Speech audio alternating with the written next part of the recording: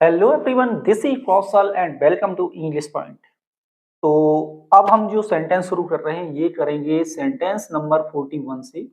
इसके पहले 1 से लेके 40 तक मैं कंप्लीट करा चुका हूं। यदि आप लोगों ने अभी नहीं देखा था, पुराना प्रैक्टिस सेट आप देख लेना। और अभी स्टार्ट करेंगे सेंटेंस नंबर 41 से।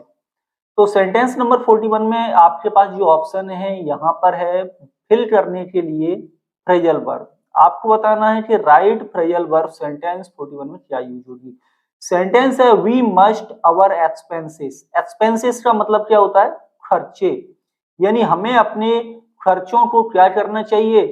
और और है यहाँ पर कंजंक्शन, जिसका मतलब है अन्यथा, अदरवाइज के सेंस में है। वी विल गेट इनटू डेप्ट। डेप्ट मतलब कर्ज। यानी कि हमें अपने खर्चों को क्या करना चाहिए, अन्यथा हम डेप्ट में पड़ जाएंगे, यानी कि हमारे ऊपर कर्जा हो जाएगा। कट अप कर देना चाहिए, कट अवे कर देना चाहिए, कट डाउन कर देना चाहिए, या फिर कट ऑफ कर देना चाहिए। करेक्ट फ्रेजल वर्ब 41 में क्या है? तो आंसर देखिए, सेंटेंस 41 में जो राइट आंसर है यह है option number 3, cut down. Cut down आपकी फ्रेजल वर्ब है, जिसका मतलब होता है रिड्यूस, किसी चीज को कम करना। यानी हमें अपने खर्चों को कम कर देना चाहिए, अन्यथा हमारे ऊपर कर्ज हो जाएगा। तो ऑप्शन 3 राइट है। तो दोस्तों, मैं आज आपको बताने वाला हूं एक ऐसी बुक के बारे में जो स्मार्ट बुक है। स्मार्ट बुक इसलिए क्योंकि इसमें जो आपको आंसर मिलेंगे, क्वेश्चंस मिलेंगे, वो स्मार्ट तरीके से मिलेंगे। और अभी ये बुक है मेरे पास टेक्स्ट बुक की, और टेक्स्ट बुक की इस बुक में आपको 2000 ऑब्जेक्टिव क्वेश्चंस मिलते हैं चाइल्ड डेवलपमेंट एंड पेडागोजी के। और ये जो बुक है ये आपके सीटेट और स्टेट टेट के लिए बहुत यूजफुल है। और इसमें मैं आप लोगों को बताऊं, दिखा दूं, तो इस तरह से आपको ये स्मार्ट क्वेश्चंस मिलेंगे। स्मार्ट क्वेश्चंस में आपको बेनिफिट क्या मिलेगा और किस तरह से आप प्रोसेस कर पाए उसके बारे में बता देता हूं। कि यहाँ पर आपको डिफिकल्टी लेवल मिलेगा, और ये पता चलेगा कि कितने लोगों ने इस क्वेश्चन को स्किप किया, कितने लोगों ने इस क्वेश्चन को अटेम्प्ट किया, और इसका डिफिकल्टी लेवल क्या है। तो इससे वो क्वेश्चन आपको लगाना बहुत ही सिंपल हो जाएगा। इसके साथ साथ और ये भी पता चलेगा कि कितने % लोगों ने इस क्वेश्चन पर कितना समय लिया, नॉर्मल कितना टाइम लगा इस क्वेश्चन को करने में, और उसके अकॉर्डिंग आप उस क्वेश्चन को जब सॉल्व करोगे तो आप अपना टाइम लगा सकते हो, पता लगा सकते हो कि दूसरे लोगों जो एवरेज ड्यूरेशन है इस क्वेश्चन को सॉल्व करने की, वो आपकी क्या है और लोगों की क्या थी इस बुक के बारे में। तो काफी यूजफुल रहेगी आप सभी लोगों के लिए, सी टेट और स्टेट टेट के लिए 2000 objective question, detailed analysis solution, और साथ ही साथ स्मार्ट की विद स्मार्ट सॉल्यूशन। तो इसका लिंक नीचे मैंने डिस्क्रिप्शन बॉक्स में दिया हुआ है, आप जाकर के देख सकते हैं इसको। और इस बुक का हिंदी और इंग्लिश दोनों वर्जन आपको मिलेगा। तो जिस तरह के भी आप स्टूडेंट हो, जो भी आपकी लैंग्वेज है, जिस लैंग्वेज में आप पढ़ना चाहते हैं, वो बुक आपको ये ऑनलाइन अवेलेबल हो जाएगी। नेक्स्ट है सेंटेंस नंबर है आपका 42, और सेंटेंस 42 में है to weather the storm means. ये आपका ईडियम है। क्या है ये? ईडियम। आपको बताना है कि ऑप्शन 4 है जो, उनमें से राइट आंसर क्या है। तो पहला ऑप्शन है to be out in bad weather, यानी बुरे मौसम में बाहर होना। To survive in difficult time, यानी कि कठिन समय में भी सरवाइव करना। या make a face over something, या बात का बतंगड़ बना देते ना, किसी छोटी सी चीज के लिए झगड़ा वगैरह करना या कोई बवंडर खड़ा कर देना। और फोर्थ ऑप्शन है टू फील हैप्पी, प्रसन्न होना। क्या होगा राइट आंसर? तो देखो, टू वेदर द स्टॉर्म, इसका मतलब होता है आपका to survive in difficult times, यानी बुरे समय में भी सर्वाइव करना, है ना, विपत्ति में भी डट के खड़े रहना या फिर गुजारा करना। ऑप्शन आपका 2 है सेंटेंस 42 में। नेक्स्ट है sentence number 43, to pull through. Meaning बताना, इसका मीन्स क्या है। To pull with strength, to use a lot of energy, to recover, या टू कंट्रोल। सेंटेंस 43 में। तो सेंटेंस नंबर 43 में है पुल थ्रू का मतलब होता है रिकवर होना, है ना। राइट आंसर 43 का है, ये है आपका ऑप्शन नंबर ऑप्शन नंबर कौन सा है? 3, सेंटेंस 43 में। नेक्स्ट है आपका idiom a fish out of water. Fish out of water means face to face with death, यानी मृत्यु से सामना होना, face to face. In want of a house, या घर की जरूरत होना। डिटरमाइंड टू लिव, यानी कि जीने की दृढ़ इच्छा। या इन ए स्ट्रेंज सिचुएशन, या एक स्ट्रेंज परिस्थिति में बोले। कौन सा ऑप्शन राइट है 44 में? तो अ फिश आउट ऑफ वाटर का मतलब जो होगा, जो इस इडियम का जो मीनिंग है, ये है आपका option number 4, in a strange situation. Next sentence है sentence 45, a wild goose chess etch. ये भी आपका इडियम है और यहां पर बताना है करेक्ट आंसर। अ यूजलेस एंटरप्राइज, या अ वायलेंट चेस, या अ प्लेजरेबल हंट, या ए हार्स गेस्टर। ऑप्शन क्या होगा सेंटेंस 45 में? तो ए वाइल्ड गूज चेस का मतलब होगा, जैसे कहते हैं ना, जैसे मान लो कि ऑस्ट्रिच होता है ना, ऑस्ट्रिच काफी स्पीड से दौड़ता है और उसके बगल में कोई व्यक्ति दौड़ रहा है, तो ये क्या है? अ वाइल्ड गूज चेस होगा, यानी कि कोई मुकाबला ही नहीं है। तो राइट आंसर है option number A, a useless enterprise. Option number A right answer होगा सेंटेंस 45 का। नेक्स्ट है सेंटेंस 46 और इसमें है make hay while the sun shines means, यानी कि use the sunshine for harvesting, harvesting के लिए सनशाइन का प्रयोग करना। Be active during the day, या दिन के समय एक्टिव रहना। या to merry during the summer, या गर्मियों में खुश होना। या make maximum use of a given opportunity. Answer बताएंगे राइट। राइट आंसर है make hay while the sun shines का राइट आंसर है कि ज्यादा से ज्यादा जो अपॉर्चुनिटी है उसका प्रयोग करना। ऑप्शन नंबर 4 होगा राइट आंसर सेंटेंस 46 में।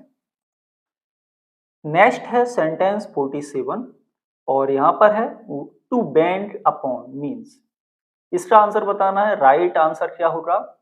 To hope, to invest, to harness, या फिर टू डिपेंड 47 में। तो राइट आंसर देखो, टू बैंक अपॉन का जो मतलब होता है उम्मीद नहीं होगा, इन्वेस्ट नहीं होगा, हार्नेस भी नहीं होगा। राइट आंसर होगा ये होगा आपका डिपेंड, यानी कि डिपेंड होना सेंटेंस 47 में। नेक्स्ट सेंटेंस है 48, need of the hour means, need of the hour means the most essential requirement, या बहुत ही आवश्यक जरूरत। The requirement at a given time, या दिए गए समय में किसी चीज की रिक्वायरमेंट। या ये डायर नेसेसिटी, या टाइमली रेमेडी 48 में। आंसर क्या है? तो करेक्ट आंसर है नीड ऑफ द हावर का मतलब होता है कि किसी पर्टिकुलर टाइम में किसी चीज की बहुत ही आवश्यकता होना, यानी the requirement at a given time, जो समय दिया गया है उस समय किसी की जरूरत है तो नीड ऑफ द हावर होता है। ऑप्शन नंबर 2 रहेगा राइट आंसर 48 में। नेक्स्ट है सेंटेंस 49 और सेंटेंस नंबर 49 में है the superlative degree of the adverb well is. फिर वेल आपका एडजेक्टिव भी होता है और वेल आपका एडवर्ब भी होता है, ठीक है। अब यहाँ पर पूछा गया है कि वेल का जो वेल यहाँ पर एडवर्ब है तो इसका डिग्री क्या होगा, और वो भी आपको सुपरलेटिव बनाना है। तो ध्यान से देखो कि जो आपका गुड है ये पॉजिटिव है। नेक्स्ट है आपका कंपैरेटिव, कंपैरेटिव क्या बनता है गुड का? बेटर और बेस्ट। गुड और वेल, गुड और वेल की सेम डिग्री बनती है। गुड और वेल का कंपैरेटिव होगा बेटर, सुपरलेटिव होगा बेस्ट। तो कहने का मतलब है कि जो राइट आंसर होगा 49 में ये होगा option number 3, best right answer रहेगा। और ये सारे क्वेश्चंस आपके प्रीवियस ईयर एग्जाम्स में आए हुए हैं। नेक्स्ट है सेंटेंस नंबर 50 और यहाँ पर है the comparative degree of much is. Much का कंपैरेटिव डिग्री क्या होगा? मोर, मोस्ट, लेस, या फिर मैनी सेंटेंस 50 में। तो मच और मैनी ये पॉजिटिव में आते हैं, इसका कंपैरेटिव इन दोनों का जो बनेगा ये बनेगा आपका मोर। ऑप्शन फर्स्ट राइट है सेंटेंस नंबर 50 में। नेक्स्ट है सेंटेंस 51 और 51 में है कि he is the dash of the to, he is the bright of the to, brightly, brighter या ब्राइटेस्ट। तो ध्यान से देखेंगे तो आप यहाँ पर लगा हुआ है डेफिनेट आर्टिकल द और आपको फिल करना है यहाँ पर करेक्ट डिग्री कौन सी प्रयोग होगी, लेकिन इसके आगे लगा हुआ है ऑफ द टू। अब बात हो रही है दो की और जब दो की बात हो रही है तो दो में कौन सी डिग्री बनती है, कंपैरेटिव। ध्यान रहे जब भी ये कंडीशन है जहां पर ऑफ द टू लगा हुआ है तो फिर डेफिनेट आर्टिकल द के बाद भी आपका कंपैरेटिव डिग्री का प्रयोग होगा, ना कि सुपरलेटिव का। कई सारे एग्जाम्स में इस तरह के क्वेश्चंस आए हैं। तो यहां पर क्या होगा right answer, option number 3 right answer होगा, he is the brighter of the two. Yes, next है सेंटेंस 53 कि in this book the concepts are the, यानी इस किताब में जो कॉन्सेप्ट्स हैं वो क्या है, are the clear, clearer, clearest या क्लीनेस्ट। ऑप्शन बताइए राइट आंसर 52 का। तो यहां पर डेफिनेट आर्टिकल द है, द के बाद कौन सी डिग्री आती है, सुपरलेटिव। ऑफ द टू वगैरह यहाँ पर नहीं है तो सुपरलेटिव डिग्री लगाना है और सुपरलेटिव डिग्री होगा, सॉरी क्लियर, क्लीनेस्ट नहीं होना है। ऑप्शन नंबर 3 राइट आंसर होगा, क्लियरेस्ट, क्लीनेस्ट नहीं। ऑप्शन नंबर 3 राइट आंसर रहेगा सेंटेंस नंबर 52 में। एंड नेक्स्ट है sentence 53 the superlative degree of beautiful is, beautiful का सुपरलेटिव डिग्री क्या है, ब्यूटीफुलनेस, ब्यूटीफुलेस्ट या मोस्ट ब्यूटीफुल या ब्यूटीफुलेस्ट या तो देखो जब भी दो या दो से ज्यादा सिलेबल डिवीजन जब किसी वर्ड में होते हैं या सामान्यतः एडजेक्टिव में होते हैं तो उसकी जो डिग्री बनाते हैं कंपैरेटिव और सुपरलेटिव वो मोर या मोस्ट के माध्यम से बनाते हैं। तो ऑप्शन राइट होगा, ये होगा option number 3 the superlative degree of beautiful is most beautiful, ये करेक्ट आंसर है 53 में। एंड यहाँ पर आपके स्टार्ट हो रहे हैं, अब देखते हैं सेंटेंस में क्या लिखा हुआ है। यहाँ पर आपको करेक्ट ऑप्शन चुनना है, ट्रांसफॉर्मेशन है, सेंटेंस की ट्रांसफॉर्मेशन करना है जो भी ब्रैकेट में दिया गया है उसके अकॉर्डिंग। क्या है, I was doubtful whether I was really you, मुझे संदेह था क्या मैं इट वॉज रियली यू, या क्या तुम ये वास्तव में थे। तो निगेटिव सेंटेंस बनाना है। अब यहाँ पर ध्यान से देखो, आई वॉज डाउटफुल, ठीक है ना। अब आप यहाँ पर इसका नेगेटिव क्या होगा, I was not sure, I did not believe, I was sure या I was in no doubt.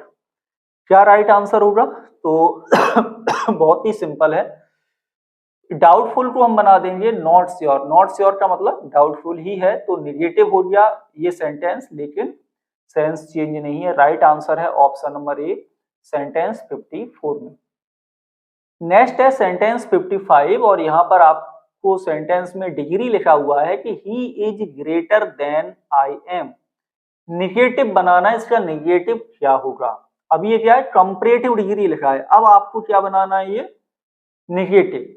तो निगेटिव बनाएंगे तो ये जो लास्ट में नाउन या प्रोनाउन है इसको आगे लिखेंगे। सेंटेंस पॉजिटिव लिखा हुआ है पहले वाला तो इसे निगेटिव बना देंगे, ग्रेटर कंपैरेटिव डिग्री है इसे सो एस से बना देंगे पॉजिटिव डिग्री, और ये जो ही है इसको इधर लिख देंगे और आप हेल्पिंग वर्ब भी लिख सकते हैं, और यही आपका ऑप्शन नंबर 52 में राइट आंसर है, ऑप्शन नंबर 2।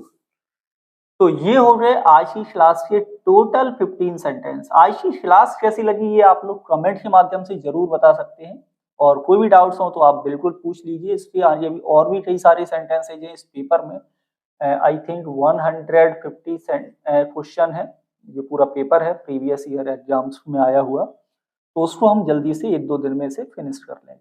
मिलेंगे आपसे अगली क्लास में। Thank you for watching.